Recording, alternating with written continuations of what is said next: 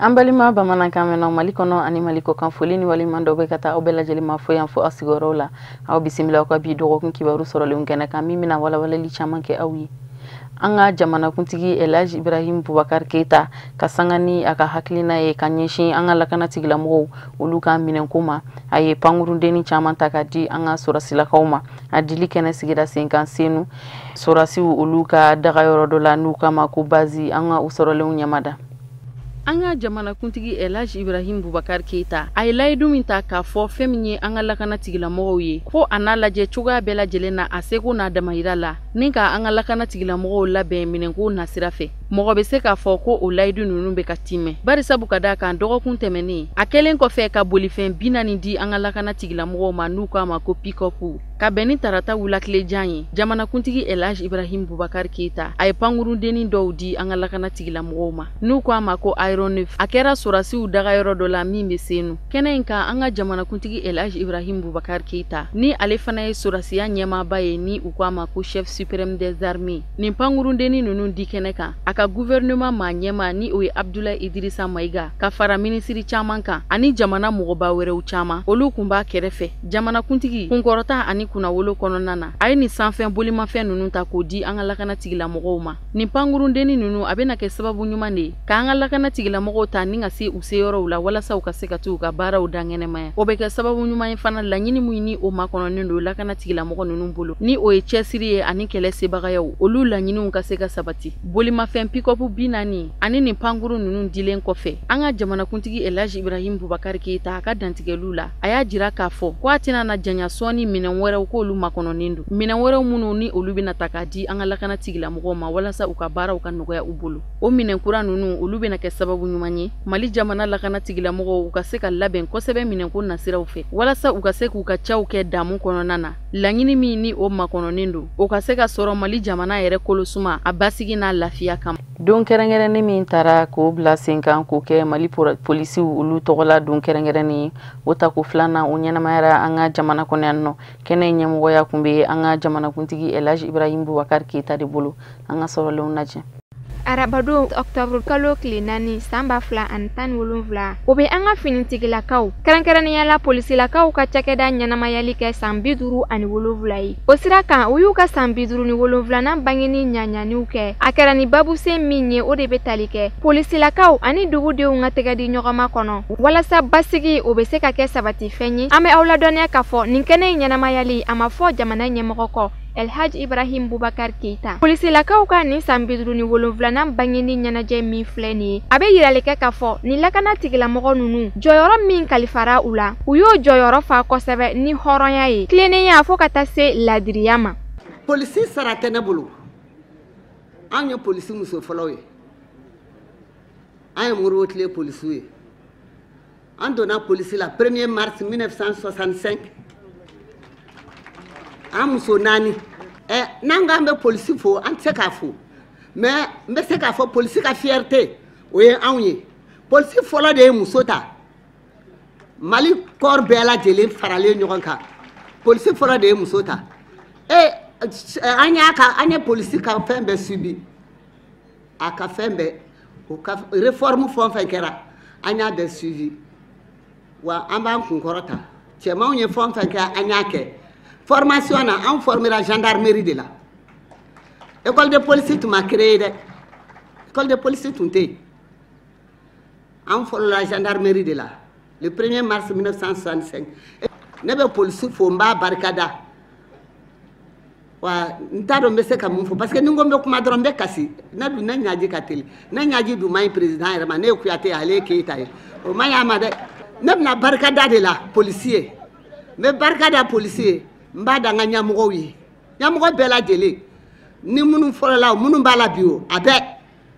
fo ni ye nkalon daw la u ka tɔɔrɔ ma s'an ma o tuma na polisiw a y'a barika minnu nana an kɔ musoman minnu nana an kɔ ayiwa aw ɲɛ b'anw na anw taara an y'a daminɛ hɛrɛ la an taara hɛrɛ la n b'a ɲini aw fana fɛ aw k'a bila retraite ye aw kan'a bila bana ye aw kan'a bila ko wɛrɛ ye. Ni lajɛrɛ in kɛnɛ kan jamana mɔgɔba caman ye ɲɔgɔn sɔrɔ ye u bɛɛ lajɛlen y'u ka kumakanw lase ni dusukun ɲumanya ye ka se ka yeelen kura di nin lajɛrɛ in ta ko filanan kɛnɛ ma. An ye fɛn min ye bi a y'an nimisi wasa dɛ an so da ko so be ka ko signo la ka an dain la ka klisi ka donc ka fon am la blazante même bi rational ka fo ka polisi abe barala ka fu ka gendarme barala ka fu ka garde barala sur le wa klisi donc ka do fana ay mamu ne bi wala du sur barala la mi ne ko barala bele mun fana mu bolo bele mun kay usab ne to fana donc ala ka andanga na mu man ka de abarka dan diwu ado da beka don ngudi do ni ay ga barbe yen ko fara ko amu de mena amu de na ko sike asiro la na ya ye modo to ya banko na fi doni amma de wula amma de gati an ka somi an nga mo ran la suma o de ba ngi avec le mina bi ma be pekinyele beka ko sike beka don mo mu do ankam mu sama betani ele no kera ayo la kada anga jamana de mu bara jamana kan fa andeme amana gudi ambe awla donya ka fo ni la jarain kaneka bunya masegin ka fe do dira police la ka do ma no ye diplôme d'honneur finitiki la ka olu fene u seira ni défilé ni kanen kono kala minen olu dira demsen la ka do ma minu somogo kunye police la ka we nu ni tora faso jo sirakan ko yere bele jelen sangoro tara ni finitiki la ka démonstration chaamai ambe awla donya ka fo ni la jarain kaneka miniti kelen tashib la kera kanyeshi finitiki la ka ma minu bonana unina faso jo sirakan Sigaso marabolo konna na sigido unundo na ino kuna foni di kene de do wala sa ulu bi se ka charin choga mna ka nyeshi kene ya ko ma kerengere ni ala muso ani demsenu wala kerengere ni ala ka nyeshi ulu ka baluku choga ma kene anyamogo ya kumbe minisiri nyama de boloni oye Abdoulaye Idrissa Maigai wala sa ka mau hakli jigi wale munu be talike muso ani den u ka kɛnɛya n'u ka sini ɲɛsigi labɛn ko ɲuman ma ni projet belebele n'an b'a wele ko projet Suède n'a bilara sen kan jamana wɔɔrɔ fɛ Mali ka kɛɲɛ ni o jamana bɛɛ lajɛlen ka laɲini ye a y'a nin don kɛrɛnkɛrɛnnen bila sen kan walasa ka mɔgɔw ladɔnniya o waleyaw la minnu bɛ tali kɛ hakilina minnu bɛ muso ni den lakɔlɔsi ka kɛɲɛ ni u ka sɔrɔ ani yiriwa sabatiliko ɲuman ye bi baara in bɛ min kan o ye Mali musow u ka yiriwali u ka ɲɛtaga u ka école la ko denmisɛnninw musomanninw u bɛ sabati école la cogo min na walasa dɔ bɛ se ka fala u ka kalan degerew kan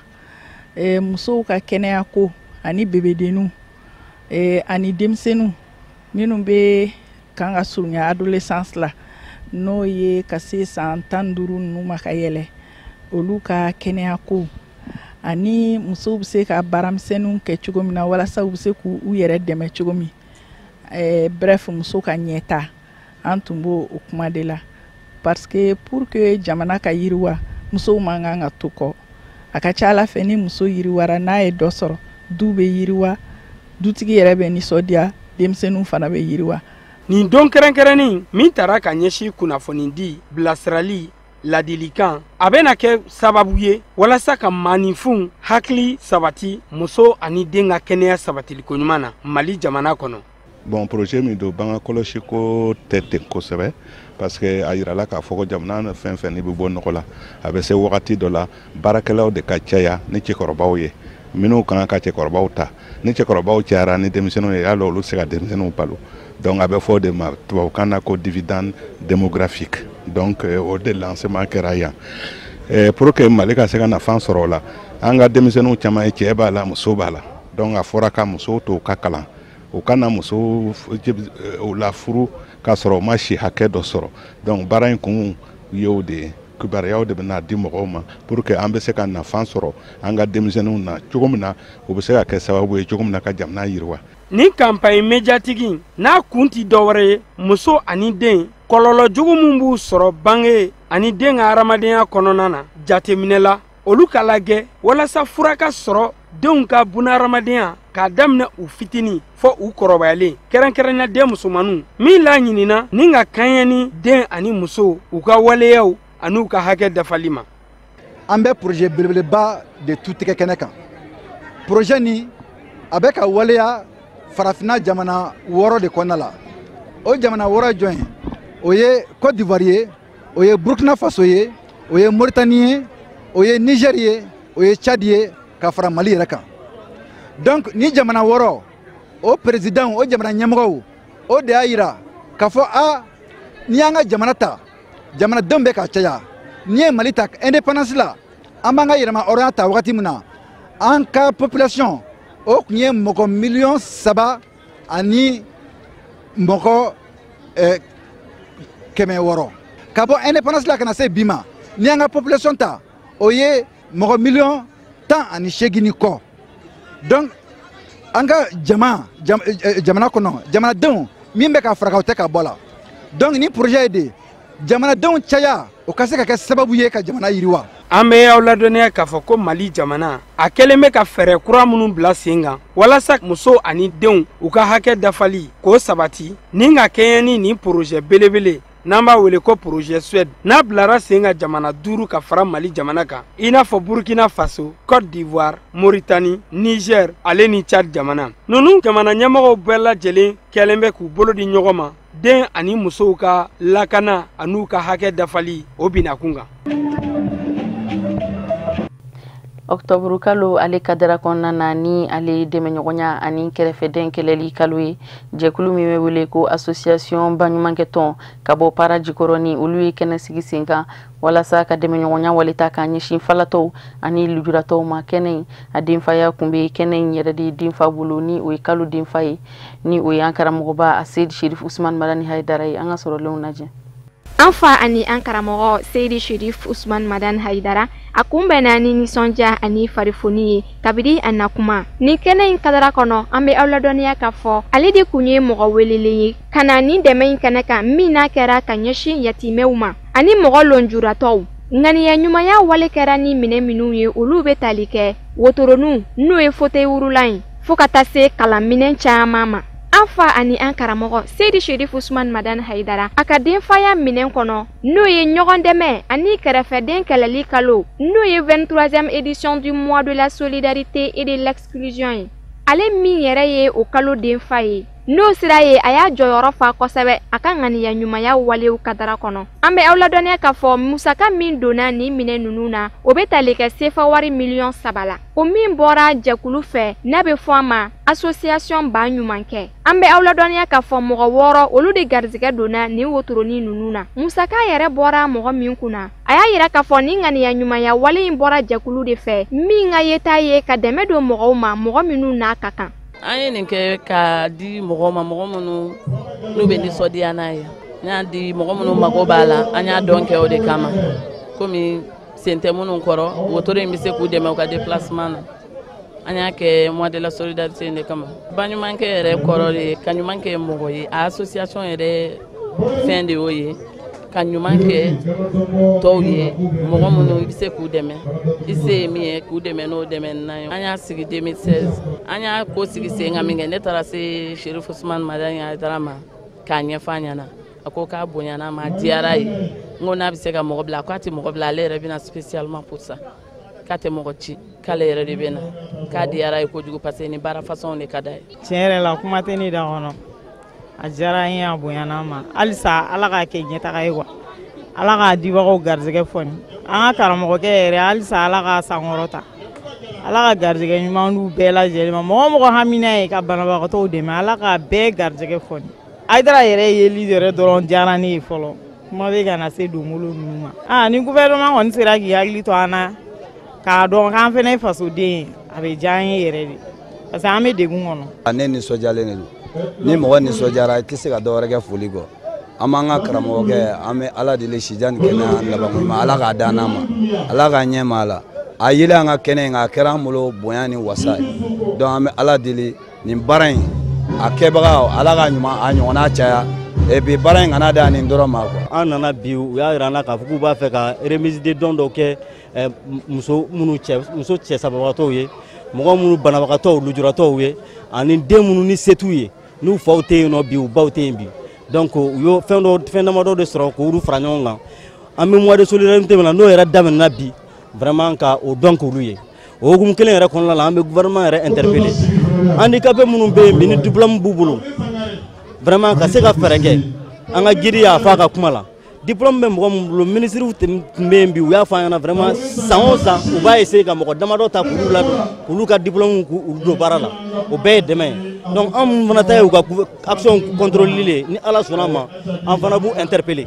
vraiment u bɛ se ka lujuratɔ ninnu dɛmɛ tuma surtout diplôme bɛ minnu bolo donc vraiment ka bɛɛ lajɛlen fo ka Serifu fo ale min y'i sen jɔ an ka kɛnɛ kan an ka kɛnɛ yɛrɛ tɔ sankɔrɔta n'a ye k'a fo an b'a dɔn ale bɛ nin action in na kuma bɛɛ a ka continuer a fɛ ni ala sɔnna ma an fana se ye min ye ka jamana kɔnɔ ɲɛmɔgɔw ka bɛɛ lajɛlen fana pousser bɛɛ ka don nin da kelen fɛ vraiment an fana tɛna sɛgɛn o la an fana b'o baara kɛ. Seydi Sherif Usman Madan Haidara a kɛtɔ ka kuma ta a y'a yira k'a fɔ a sewara kosɛbɛ a kunbɛnna ni kunbɛcogo min ye a tilala ka wele bila jamana ɲɛmɔgɔw ma i n'a fɔ ladalakɔrɔ u k'u hakili to mɔgɔ lɔnjuratɔw la ni ka sɔrɔ ka laban ka sefa wari 5000 k'o di lɔnjuratɔ kelen kelenna bɛɛ lajɛlen ma nin kɛnɛ in kan minnu garisɛgɛ donna wotoronin na an bɛ aw ladɔnniya k'a fɔ nin jɛkulu in sigira sen kan san 2016 2016 a ɲɛmɔgɔba yɛrɛ ye muso cɛsirilenba ye min ka baaraw bɛnnen don jago nasiraw ma Ameriki jamanaw kɔnɔ ka fara farajɛla jamanaw kan. An balimamuso a n'a ka baarakɛlaw u ye nin baara min kɛ nin ye baaraba de ye min bɛ ala yɛrɛ hinɛ jamana na min bɛ ala hinɛ dugu la min bɛ ala hinɛ quartier la ala ka denbaya ye nin dɛsɛbaatɔ ninnu de ye ninnu mago bɛ mɔgɔw ka dɛmɛ de la mais n'i y'a ye e yɛrɛ ka kɛnɛ min man kɛnɛ i b'a dɔn o ye ala ka lajarabiw de ye kumana ni hinɛ n'olu la ala yɛrɛ bɛ hinɛ na hali ni ko ala tɛ maa o maa kɛra ɲumankɛla ye diɲɛ kɔnɔ yan ala b'i dɛmɛ hali ni ko ala tɛ lahara o y'a dama ko wɛrɛ mais ɲumankɛla bɛɛ dɛmɛnen don ala fɛ kumana aja an b'a fo an b'a ka jama fo u ye nin baara min kɛ kuranɛ ye nin de fɔ an ka kiraw cira ni hinɛ ni makari de kumana ni maa min y'o ladege o tɛ se ka kɛ k'anw sigilen to n'an bɔra a kalama an bɛ far'i kan an bɛ se ka min kɛ n'o ye an farikolo yirali ye an b'o kɛ comme a b'a kalama cogo min na ɲinɛ nin kalo in solidarité kalo in na an ka jamana ye a ɲɛmɔgɔya kalifa ne ma n'o ye denfaya ye o la an yɛrɛ farala gouvernement kan an bɛ se ka min kɛ k'o kɛ parce que an ka jamana in ala y'an kɛ maliyɛn ye an bɛ waso ni maliyɛnya fana ye nka a ka gɛlɛn dɔɔni nin ko in kalifara an ma ala tulo b'a la gouvernement ka tama kelen an b'a fɔ n'o janɛmɛ kɔnɔ u m'a d'an ma u m'a ko fɔ an ye mais an jɛna ni ɲɛmɔgɔya in ye parce que min u y'an bila min na nin ye o ye kuranɛ y'an bila min na ka kɔrɔ an yɛrɛ faral'u kan o sira kan an yɛrɛ sera ka min kɛ mɔgɔ an ye muso minnu cɛw fatura an ye mɔgɔ 100 ta o la den minnu yatimɛw don u faw sara k'u denw to se t'u ye an ye mɔgɔ 100 ta o la ni ala sɔnna o cérémonie fana bɛna kɛ an seko ye min ye a bɛna d'u ma o kɔfɛ fana an ka mɔgɔ dɔw bɛ yen minnu y'a yira an na u yɛrɛ bɛ an dɛmɛ nin kalo in na an ka setigi dɔ bɛ yen a ye misi 10 di ani malo bɔrɛ 10 ko k'a tobi ka di kasoladenw ma o kɔfɛ docteur minnu bɔra n'u y'a tɔgɔ u ka bɔli tɔgɔ da Aidara la o docteurw fana ye layidu di u bɛna dɔgɔkun kelen ta ka mɔgɔw furakɛ ala kama ka mɔgɔw ka analyse kɛ ala kama ka kalo in dɛmɛ ayiwa ansaru fana ko u bɛna joli di mali dugu bɛɛ la ala kama ka docteur sow sɔn joli la ayiwa mɔgɔ caman n bɛ k'a ka ŋaniyaw kɛ mana an balimamuso ye nin min fana kɛ sisan an b'a fo k'a n'a baarakɛ ɲɔgɔn fo u sara bɛ ala de bolo mana jamana in ala k'a lafiya aja min ye nin organiser a n'a ka jama ala ka hɛrɛ k'u ye a kɛra quartier min fana na ala ka balawu bɔ a kɔnɔ ala ka hɛrɛ don a kɔnɔ ala ka jamana in ala k'a lafiya salamu alaikum wa rahmatulahi ta'ala wa barakatuh. Mali ɲamakalaw ka tɔnba ni o ye rekotaradi ye o bolofara min bɛ Tɔnbɔkutu marabolo kɔnɔ an b'aw ladɔnniya k'a fɔ o mɔgɔ dɔw nana ka na bɔ an karamɔgɔba Seydi Sherif Usman Madani Haidara ye ka na waleɲuman dɔ foli ta ka ɲɛsin a ma kɛrɛnkɛrɛnnenya la ka ɲɛsin a ka cɛsiri baaraw ma faso jɔli la an ka sɔrɔlenw lajɛ. Ɲamakalaw ka tɔn min bɛ yen ni o bɛ wele ko rekotaradi olu minnu bɛ Tɔnbɔkutu cercle ni a région kɔnɔ Ɲafunke, Gundam, Direyi, Rawrus tɛnɛndo octobre kalo tile 2 san 2017 u nana bonyamasegi kɛ an fa ani an karamɔgɔ ye Seydi Sherif Usman Madani Haidara ni ale ye silamɛya diinɛ dɛmɛtɔn Ansar Dini ɲɛjɔyɔrɔ ye a bɛ wuli ka jɔ min na bɛn ani kelenya bɛ se ka sabati Mali kɔnɔ cogo min na ani ka tila ka foli kɛ a la a sugantili min kɛra jamana ɲɛmɔgɔw fɛ ka kɛ nin kalo kɛrɛnkɛrɛnnen in denfa ye ni o ye ɲɔgɔn dɛmɛ kalo ye. Nansarakan na u ko a ma ko mois de la solidarité. U tilala ka lajalifɛn ta ka di a ma ka fara o kan. Parce que nana fo mun na parce que n'i y'a mɛn les responsabilités a y'a sɔrɔ président Madi Ganzade a b'a dɔn ne y'a d'a ma a bɛ maliyɛn silamɛ bɛɛ balo a bɛ jamana suma a bɛ hɛrɛ minɛ jamana la n nana ka foli kɛ ka foli d'a ma n dɛmɛ lajɛ kɛ ala k'a kɔrɔta ala k'a si d'a ma ala ka responsabilité caman d'a ma. Fɛn min ye silamɛya diinɛ dɛmɛtɔ Ansardine ɲɛjɔyɔrɔ ye n'o ye Seydi Sherifu Usman Madan Haidara ye. A ka kɔrɔfɔw la a y'a yira k'a fɔ ko u ka nali in diyara a ye. A tilala ka foli kɛ naban bɛɛ lajɛlen la u ka nin hakili ɲuman in na. Dasi tɛ n ka nisɔndiya la Tombouctou ɲamakalaw ka fara ɲɔgɔn kan ka na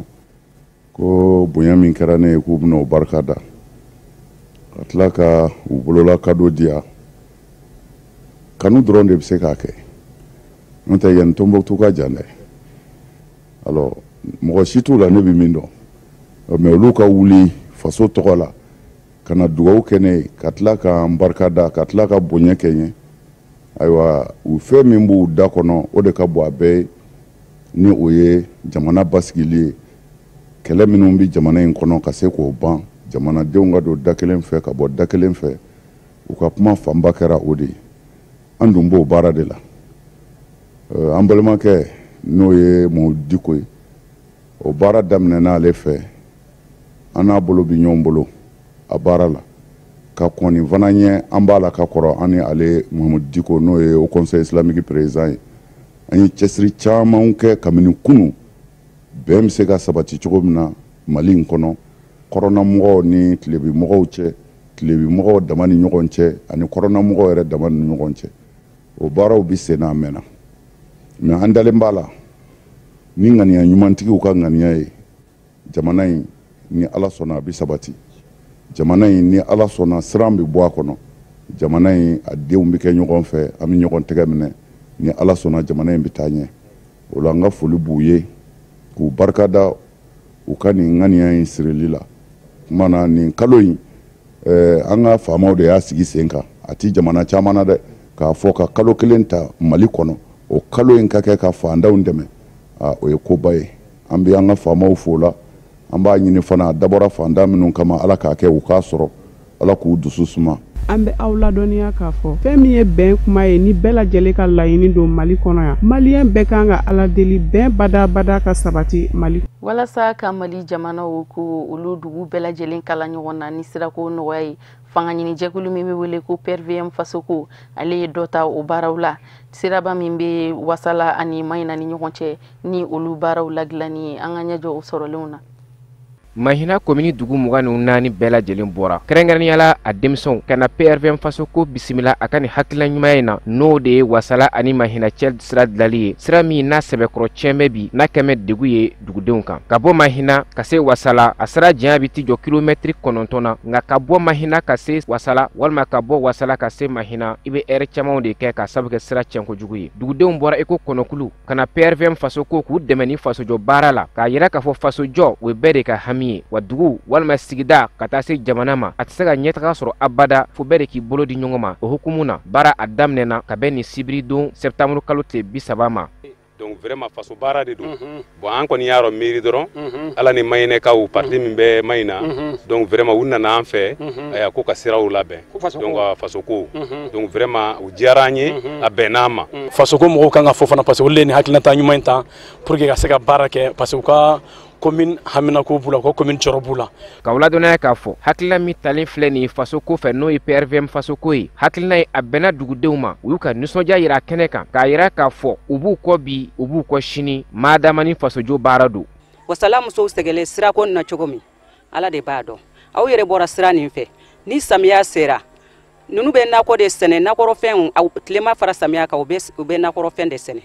n'u ye gan kari wala ka ngɔyɔ ninnu kari k'a fɔ ko sini n bɛ taga Mayina ni sanji nana o sanji o bɛ Mayina taga bali ka sababu kɛ sira koɲa ye. Vraiment degun yɛrɛ de b'an kan n'i ye fini jɛlen don maynandi n'i bɛna se kɔda la i b'olu bɔ de k'olu bila mana kɔnɔ k'i ka kiloti to i la n'i m'o kɛ i tɛ se ka se wasala yan n'i bɔra wasala a bɛ tan fana. fɛn min ye PRVM faso ko ɲɛmaaw yɛrɛ ye u y'a yira k'a fɔ fasojɔ walima dugujɔ o tɛ se ka kɛ ni maa kelen ka baara ye fo dugudenw de ka fara ɲɔgɔn kan fo ka taa se jamanadenw bɛɛ lajɛlen ma u bolo di ɲɔgɔn ma baara taara ka se ka kɛ bɛɛ ka nimisi wasa sɔrɔ a kɔnɔna na. Parti faso ko vraiment développement tɛ se ka taa ni sira tɛ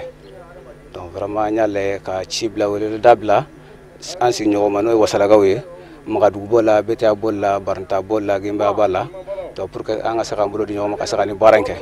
Dugutigi y'a ka nisɔndiya yira kɛnɛ kan k'a yira k'a fɔ a ka dɛmɛ b'u ye a b'u dɛmɛ bi a b'u dɛmɛ sini. Gɛlɛya min tun b'an kan sirako nin dɔrɔn sirako nin tun b'an nirɔ dɛ vraiment sirako nin b'a hali bi a b'an nirɔ sira nin n'a dilalen a ka ɲi dɛ ayiwa ni an ye badenya fana nati ɲɔgɔn ma ka sira baara a diyalen ne ye dɛ vraiment a diyalen ye. A baara kɔni daminɛna ka bɛn ni don kɔfɔlen ma n'o ye septembre kalo tile 30 ka bɛn sibiri don ma PRVM faso ko maaw y'a yira k'a fɔ nin baara in kɔni ŋaniya foyi t'a la dɔrɔn o de ye dugudenw ka se ka lafiya u ka taamaw kɔnɔna na. Donc an b'a a fɔ an denmisɛnninw ye k'a fɔ an k'an tɛgɛ di ɲɔgɔn ma an ka bɛn jamana ni faamaw dɔrɔn tɛ se k'a bɛɛ kɛ nka a ye na ka n ka wara faga o y'a sɔrɔ a kunkolo b'i yɛrɛ bolo an kɔni kunkolo bɛ an bolo an bɛ a ɲini gouvernement fɛ u ka an dɛmɛ parce que an tɛ se an kɔni bɛ ka kɛ faso den ɲumanya de la nka i bɛna ye a baarakɛminɛn yɛrɛ pour que ka a se a dan na olu t'an bolo mais ni ye fitinin dɔrɔn de kilomɛtiri 9 mais ka bɔ yan ka taa Kita o fana tɛ goudron ye o ye kilomɛtiri 200 de o kilomɛtiri 200 terrain jɔlen don a bɛ san caman bɔ terrain tɛ marché la an jigi ye sira min fana n'o fana tiɲɛnen don bon a ka ca Ala fɛ c'est comme an tigɛra ka bɔ diɲɛ na. O hukumu kɔnɔna na u y'u kan bila jamana ɲɛmaaw ma u ka se k'u dɛmɛ baara in na tari baara in ka se ka kɛ ka tɛmɛ nin kan. Mali jamana minisiri min ka caw bɛnnen don Babu Sentigiya ma a ye a ka ladala kunnafoni di kɛnɛ sigi sen kan kɛnɛ min kan ni minisiri caman olu yera kɛnɛ kan an ka jɛ an k'o lajɛ. Kɛra kuma damadɔw ma a fɔlɔ o tun bɛ an ka lakana kɔnɔ ayiwa minisiri min ni a bɛ lakana kunna n'o ye ministre de la défense ye a da sera avion minnu ni gouvernement y'u san k'u di an ka armée ma tiɲɛ don jamana ɲɛmɔgɔ hamina ko ba min tun b'a la o de ye k'a fɔ kɛlɛ tɛ se ka taa kɛlɛkɛminɛ minnu kɔ fo k'olu ɲini cogo bɛɛ dilan ka di an ka sɔrɔsiw ma bi bi in na n'a fɔra i bɛ kɛlɛ kɛ ni avion t'i bolo an b'a fɔ minnu ma hélicoptère ka na aw dɛmɛ duguma kɛlɛ la a ma nɔgɔn o de kama président yɛrɛ a ka kunnafoni se bɛɛ la a ye min ɲini gouvernement fɛ o de ye ka kɛ teliya la an ka armée a bɛ se ka pankulu ninnu caman sɔrɔ min bɛ an ka kɛlɛkɛcɛw dɛmɛ n'u bɛ kɛlɛ la duguma aw yɛrɛ bɛ y'a ye o pankulu ninnu yirala jamana ɲɛmɔgɔ yɛrɛ la a bɛ tile damadɔ bɔ ayiwa min ye kalata yɔrɔ ye an ka minisiri min n'a bɛ administration territoriale kunna a fana ye laseli dɔ ko kibaruyaw kan aw yɛrɛ bɛɛ b'a dɔn kalata kun fɔlɔ kun kɛra o kun kɛra communal ye o kɛra o ma se ka kɛ jamana fan bɛɛ kɔnɔ gɛlɛya donna la yɔrɔ damadɔw la o bɛ se ka se fo commune 50 ni kɔ la o kalataw olu kan ka kɛ ni ala sɔnna ma décembre kalo tile 17 an y'o yamaruya de di bi an ka tɔnsigi la olu kɔfɛ min ye cercle taw ye n'an b'a f'u ma président des conseils de cercle ani conseiller de cercle olu fana ka kalata fana bɛ kɛ o don kelen ayiwa min fana ye région ta ye ani Bamakɔ maire du district olu fana ka kalata bolo fana dara nin kalata saba in bɛɛ ni ala sɔnna ma an kan ka kɛ ka bɛn décembre kalo tile 17 ma décembre kalo tile 17 commune minnu kɔnɔ ni kalata ma se ka k'u kɔnɔ Salon ani cercle conseiller ani région ta ni ala ni kira sɔnna ma décembre kalo tile 17 gouvernement ye o de boloda ka kalata ninnu ko o kɔnɔna la ayiwa ministre min ɲɛsinnen bɛ an ka kunnafoni ko ma n'o ye ministre de la communication ye aw yɛrɛ bɛɛ b'a dɔn a kuma bɛ sen na a bɛ wagati damadɔ bɔ min ye licence kura ko ye bi in na Orange bɛ yan Malitel bɛ yan lisansi sabanan kun dira mɔgɔ wɛrɛ fana ma o fana o ta ma waleya fɔlɔ mais an y'a jateminɛ min b'a to telefɔni ko a bɛ nɔgɔya a bɛ sabati a bɛ se fan bɛɛ nɔgɔya la an k'an k'an wuli hali bi k'an jɔ ka lisansi kura wɛrɛ di mɔgɔ wɛrɛ ma min bɛ se ka na tuguni ka na fara ninnu kan o b'a to telefɔni ko bɛ nɔgɔya jamana fan bɛɛ kɔnɔ bon min n'o ɲɛsinnen bɛ an ka hakɛw ma n'o ye ministre des droits de l'homme ye a fana y'i da se gafe dɔ ma a b'a dɔn k'a fɔ mɔgɔ dɔw bɛ yen u bɛ ONG kɔnɔ u bɛ kɔlɔsili dɔw kɛ u bɛ to ka u ka kɔlɔsiliw jaabi k'a kɛ sɛbɛnfura kɔnɔ k'a cari diɲɛ fan bɛɛ o sɛbɛnfura dɔ de bɔra a bɛ wagati bɔ k'a yira k'a fɔ ko min ye an ka sɔrɔsiw ye k'u ye dantɛmɛwale dɔw kɛ k'u taara bi mɔgɔ dɔw kan ko mɔgɔ ninnu lajaban ko k'u faga ko o ye ko min ye o tɛ se ka bɛn o papiye in kelen an ka minisiri min n'o o b'an ka hakɛw kunna ale ko ale m'o faamu a wulila a sera Mopti u ka gafe in kɔnɔ u ye yɔrɔ minnu fɔ ko dantɛmɛwale kɛra yɔrɔ minnu na a taara ka t'olu mɛriw lamɛn a taara ka t'olu sous-préfɛtw lamɛn a taara ka t'olu préfɛtw lamɛn a tilala ka taa dugutigiw lamɛn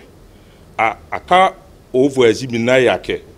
a bɛ dɔgɔkun 1-2 bɔ Mopti mara kɔnɔna la yɔrɔ minnu ko fɔra ko dantɛmɛwale kɛra yɔrɔ minnu na a ko ale kɔni taara ale ma dantɛmɛwale ye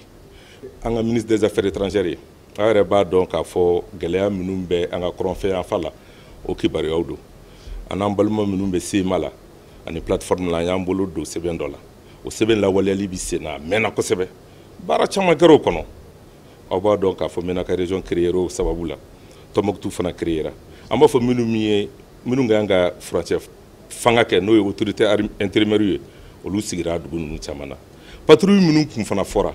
ko ka sɔrɔsiw fara ɲɔgɔn kan minnu ye SEMA sɔrɔsiw ye ale ni plateforme sɔrɔsiw n'an yɛrɛ ka sɔrɔsiw ye u ka jɛ ka duguw lakana o patrouille bɛ baara la Gawo anw dabali banna papier bɔra papier ko dɔrɔn